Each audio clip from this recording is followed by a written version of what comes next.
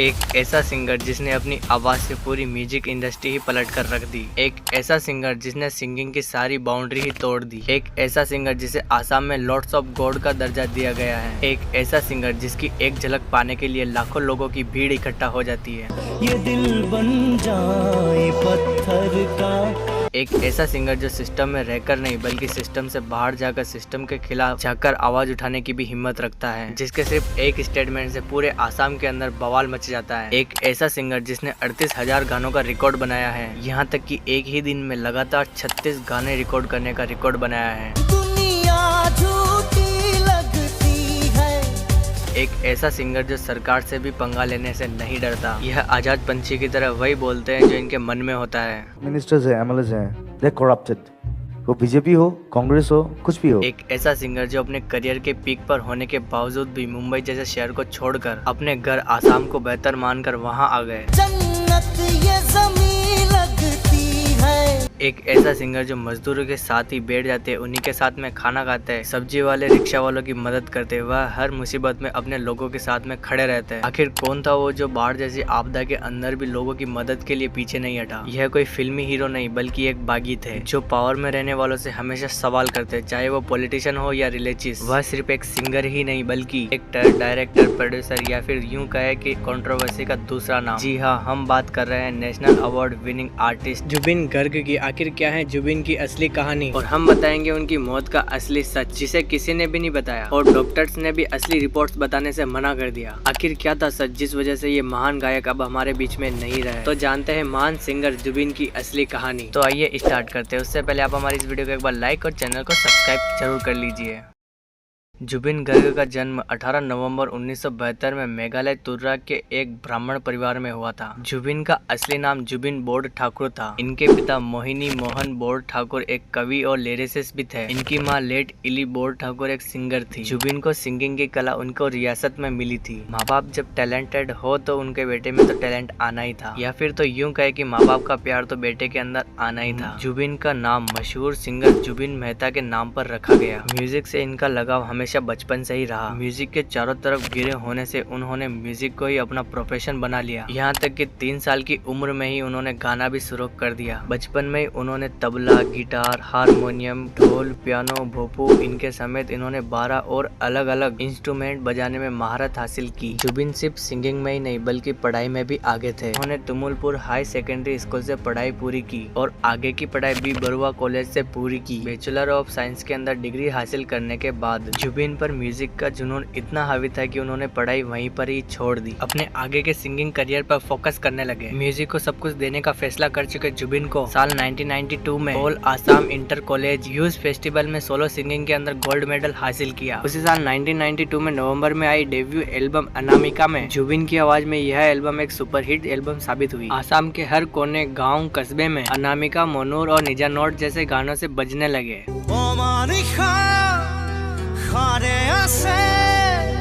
जुबिन की आवाज में एक अलग कशिश थी, एक अपनापन था जो सीधे लोगों के दिलों में उतर गया। खासकर जुबिन के गानों को युवाओं के अंदर इनको सबसे ज्यादा पसंद किया जाने लगा। इनके गानों ने सभी को आसाम में प्यार के बारे में सिखाया। अनामिका आसाम की सबसे पहली रॉक एल्बम थी। यह एल्बम हिट होते ही जुबिन रातों रात स्टार बन गए। अनामिका के जबरदस्त सक्सेस ने जुबिन के लिए आसाम के म्यूजिक इंडस्ट्री के दरवाजे पूरी तरीके से खोल दिए थे।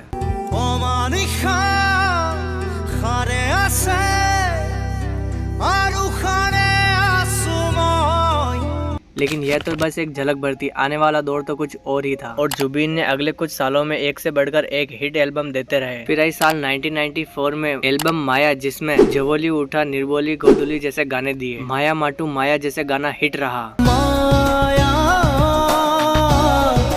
माया माथो माया। और फिर साल 1995 में जुबिन ने आशा जैसे सॉन्ग्स दिए। आशा मेरी आशा। और फिर साल 1996 में जुबिन ने रंग जैसे आसामी म्यूजिक दिया। रंग तुमी हुआने, रंग तुमी बुझाने।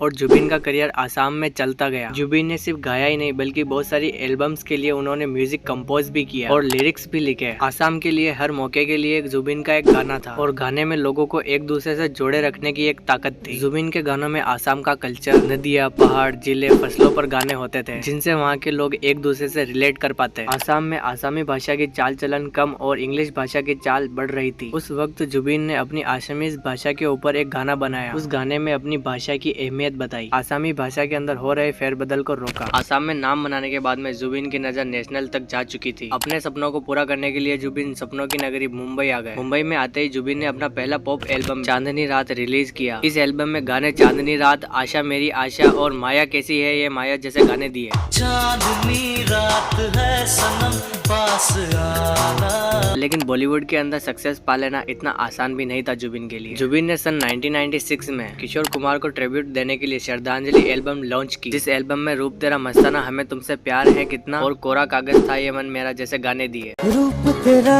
मस्ताना, प्यार मेरा दीवाना। फिर साल 1998 के अंदर जुबिन की डोली सजा के रखना के अंदर एक छोटी सी झलक थी।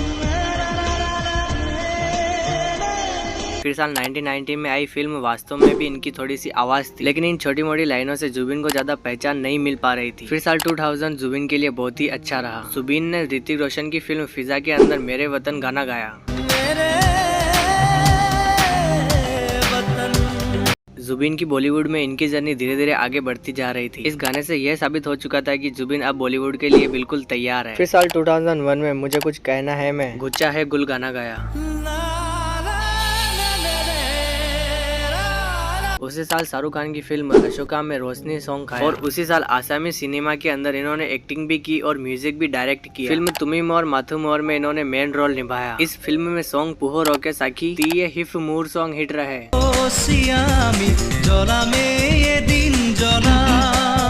और उसी साल एक और हिट एसएमएस फिल्म में सॉन्ग दिया, हिया दिया निया में म्यूजिक दिया, जिसमें म्यूजिक बहुत ही हिट रहा।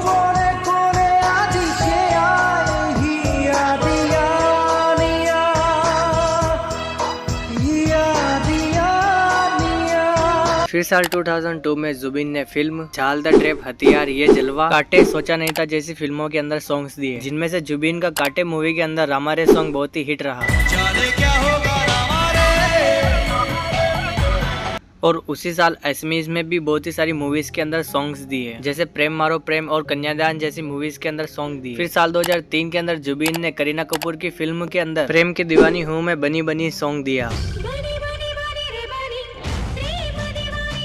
और उसी साल जुबिन ने फिल्म प्लान में भी आने वाला पल गाया और चुपके से मैं दिलदारा सॉन्ग दिया। आने वाला पल वो आ रहा है। मुंबई से आया मेरे दोस्त मूवी के अंदर भी इनकी आवाज थी। कोई भीगा है रंग सॉन्ग में इन्हीं की आवाज थी। कोई भीगा है रंग से, कोई भीगा उमंग से, कोई भीगा तरंग से। और उसी साल इन्होंने बंगाली फिल्म इंडस्ट्री में भी कदम रखा। फिल्म मौन के अंदर गाने दिए जो कि बहुत ही ज्यादा हिट रहे। फिर जुबिन 2004 के अंदर बंगाली फिल्म इंडस्ट्री के अंदर म्यूजिक डायरेक्टर बने और जुबिन को बेस्ट म्यूजिक डायरेक्टर का अवार्ड भी मिला। और इसके बाद जुबिन गर्ग ने 2005 के अंदर फिल्म फरेब में सॉन्ग जाऊं कहाँ गाया।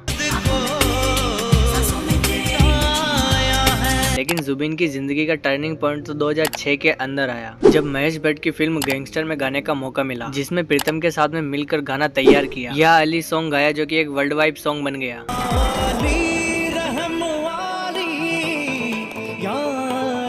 यह गाना सिर्फ इंडिया में ही नहीं बल्कि इंटरनेशनल भी पॉपुलर हुआ। जुबिन की दर्द भरी आवाज और प्रीतम के सॉफ्ट म्यूजिक ने सभी को मंत्र मुक्त कर दिया और जुबिन रातों रात फेमस हो गए। वहीं से वह टॉप सिंगर की लिस्ट में भी आ गए थे। यह अली के सक्सेस के बाद में जुबिन के लिए फिल्मों में गानों की लाइनें लग गई और जुबिन ने हिंदी फिल्मों के लिए कई सारे गाने दिए। जुबिन ने 2006 में फिल्म जिंदगी होश में, प्यार के साइड इफेक्ट, जिंदगी रॉक्स, आईसीयू जैसी फिल्मों के अंदर सॉन्ग दिए। प्यार के साइड इफेक्ट में जाने क्या सॉन्ग हिट रहा। जुबिन का यह साल बहुत ज्यादा लाजवाब निकला हिट गानों के साथ।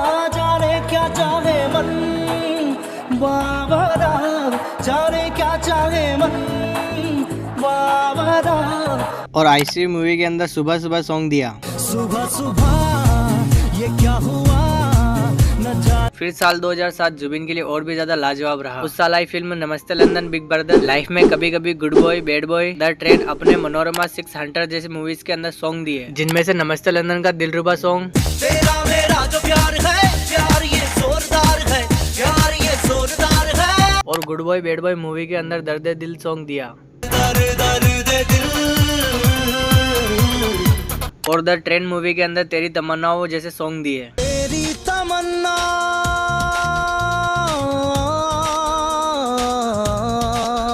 जुबिन ने अब तक सभी बड़े म्यूजिक डायरेक्टर के साथ में काम कर लिया था। फिर साल 2008 में जुबिन की आवाज ने सभी को मंत्र मुक्त कर दिया, जिनमें से film Deshdrohi, hello, mission Istanbul, Bombay to Bangkok, Hanste Hanste जैसी मूवीज के अंदर सॉन्ग दिए। जिनमें से देशद्रोही में जुबिन ने तू जान से प्यारा है जैसे गाने दिए। तेरे हुस्न का जादू चल गया। बॉम्बे टू बैंकॉक में जुबिन ने धीरे धीरे जैसा सॉन्ग दिया। कितने हंसी ये पल, धीरे धीरे चल जिंदगानी।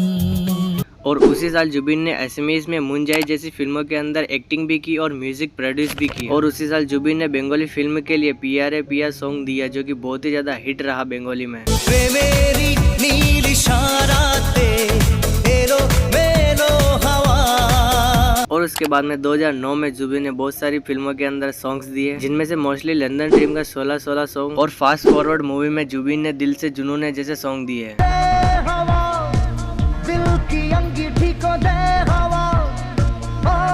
फिर साल 2010 में जुबिन ने कई सारी फिल्मों के अंदर सॉन्ग्स दिए। आशाएं कुछ करिए, आखिरी डिसीजन जैसी मूवीज के अंदर सॉन्ग दिए। जुबिन ने कुछ करिए में वजूद की तलाश है जैसे सॉन्ग दिए। वजूद की तलाश है। और आशा में अब मुझको जीना है जैसे सॉन्ग दिए। अब तो ख्वाबों पे है जान देना, इस पल में है मुझको जीना। और आखिरी डिसीजन में जुबिन ने मौला मेरे मौला जैसे सॉन्ग दिए। मौला मेरे मौला मेरे मौला मेरे मौला। और फिर 2011 के अंदर जुबिन ने दम मारो दम में जाना है जैसे गानों में अपनी आवाज दी, और लोगों ने इनकी आवाज को काफी पसंद भी किया। जाना है बादल से दूर। जुबिन अब तक बहुत ही ज्यादा फेमस हो चुके थे। उन्होंने सभी बड़े एक्टर, डायरेक्टर, म्यूजिक प्रोड्यूसर के साथ में काम कर लिया था। फिर आई साल 2013 में फिल्म राज 3D, क्रिस 3 और ब्लडी इश्क जैसी मूवी के अंदर सॉन्ग दिए, जिनमें से राज 3D का क्या राज है, मेरी खताओं की मैंने अब पाई है सजा, आगे अब क्या मेरा हश्र हो जाने वो खुदा। और ब्लडी इश्क में किल मी जैसे सॉन्ग दिए। सांसें दबोचता ये तो सारा ब्लडी इश्क है। और क्रिस 3 मूवी में दिल तू ही बता जैसा सॉन्ग बहुत ही वर्ल्ड वाइड सॉन्ग बन गया। दिल ने मेरे सुन ली तेरे। साल 2013 से जुबिन ने गाना कम कर दिया। उनका तो यह मानना था कि नए सिंगर्स को भी मौका मिलना चाहिए। जुबिन उसके बाद में ज्यादातर स्टेज परफॉर्म ही करते हैं, या फिर तो वो किसी अवार्ड फंक्शन में नजर आते हैं, और या फिर तो अपनी लॉन्च की गई एल्बम के अंदर सॉन्ग्स लाते हैं। उसके बाद 2017 में जुबिन ने एसएमएस में मिशन चाइना रिलीज की। मूवी को डायरेक्ट किया और म्यूजिक भी कंपोज किया। यह मूवी बॉक्स ऑफिस में काफी हिट रही। उसके बाद 2019 में जुबिन ने एसएमएस फिल्म के अंदर कंचनजंगा फिल्म रिलीज की, जिस फिल्म को जुबिन ने डायरेक्ट किया, प्रोड्यूस भी किया और इसके अंदर एक्टिंग भी की। और जिस चीज के लिए वो फेमस है, ऑब्वियसली उन्होंने म्यूजिक तो दिया ही होगा।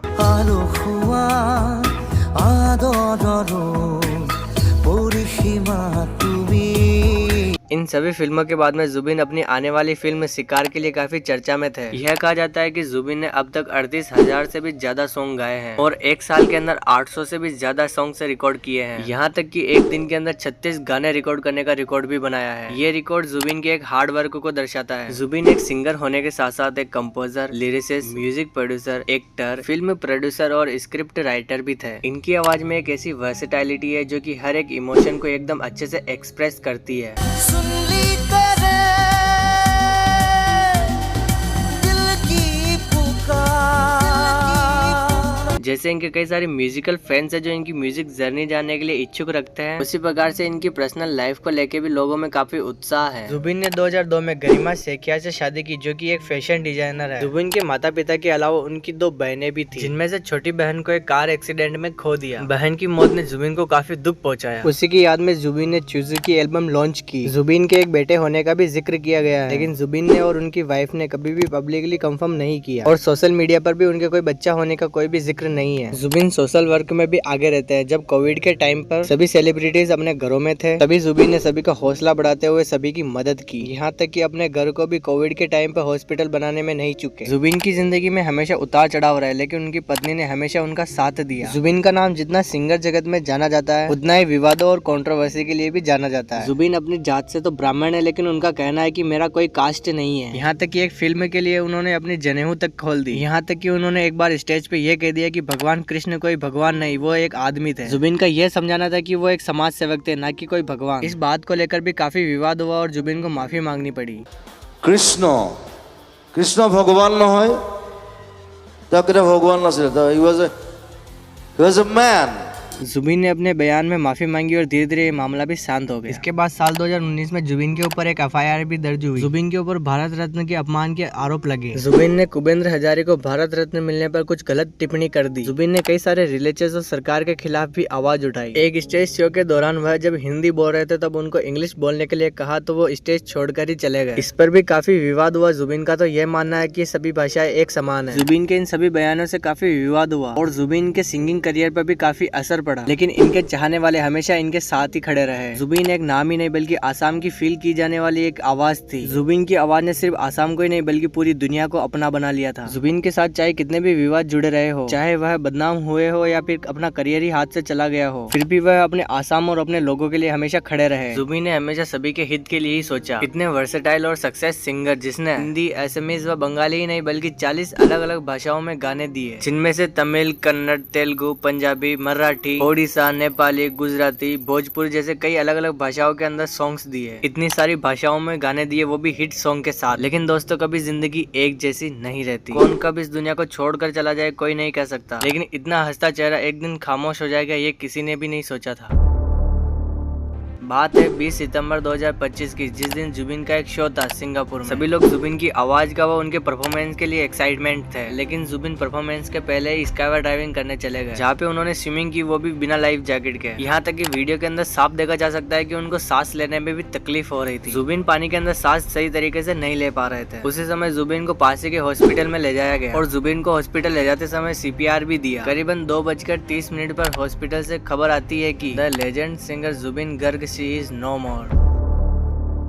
यह बहुत बड़ा झटका था उनके फैंस के लिए। आसाम के इतने बड़े आर्टिस्ट की मौत ने सभी को हिला कर रख दिया। जुबिन की मौत के बारे में जैसे ही भारत में पता चला, पूरा देश खामोश हो गया। आसाम ने तो जैसे अपना बेटा ही खो दिया। जुबिन गर्ग एक बहुत ही बड़ा नाम था। उसी वक्त आसाम के मुख्यमंत्री हेमंत बिस्वा अपनी पत्नी के साथ में जुबिन के घर गए। सिंगापुर में ही जुबिन का पोस्टमार्टम हो गया था। डॉक्टर ने किसी को भी रिपोर्ट बताने से मना कर दिया। डॉक्टर्स को जब मीडिया ने पूछा तो उन्होंने यही बताया कि ऊपर से आदेश है कि उनकी फैमिली को ही बताया जाएगा और रिपोर्ट्स को पब्लिक नहीं किया गया। जुबिन के पार्थिव शरीर को भारत लाया गया, जहाँ पे हजारों की भीड़ में उनके फैंस उनका इंतजार कर रहे थे, जैसे आसाम के उस बेटे को आखिरी बार सभी लोग विदा करने आए हो। ये मंजर कभी ना देखा मैंने, ऐसा सैलाब लोगों का आया था। रुक गया था समय जब जुबिन अपने घर आया था। वहाँ ऐसा कोई नहीं जो जुबिन के लिए नहीं रोया था। सभी की जुबान पर जुबिन ही जुबिन का नाम था। उस भीड़ से पता चला कि आखिर आसाम ने क्या खोया था। वो कोई पॉलिटिशियन का बेटा नहीं, ना ही कोई स्टार था। वो तो सिंपल साधारण एक सिंगर था जिसने सभी को रुला दिया। उस आखिरी मंजर से पता चला कि जुबिन ने आखिरकार क्या कमाया था। उस आखिरी मंजर को देख के मैंने भी जुबिन को जुबिन दा कहने से नहीं रोका। जुबिन की मौत पर कई सारे सवाल भी उठे। सभी लोगों का यही कहना था कि ये कोई साजिश थी। इसी वजह से उनकी रिपोर्ट्स को भी पब्लिक नहीं किया गया। शो के आयोजक श्याम कानू और उनके मैनेजर सिद्धार्थ शर्मा के खिलाफ FIR भी दर्ज की और आगे की जांच अब भी जारी है।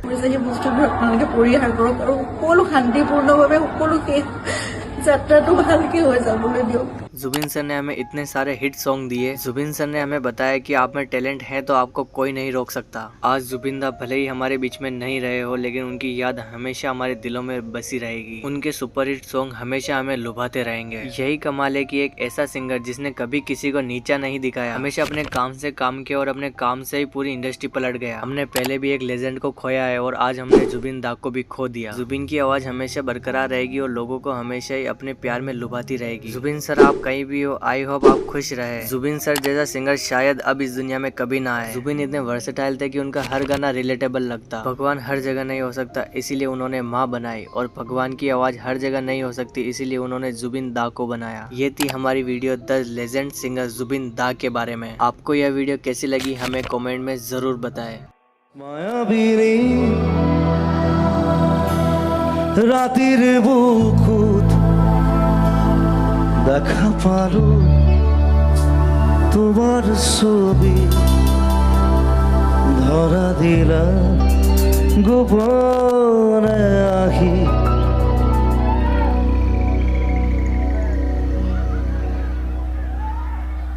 Feel the silence.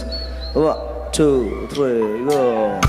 ধুমুহার হতে মোর বহু যুগরে নাচোন এলানো খসা মোর বহু দিনরে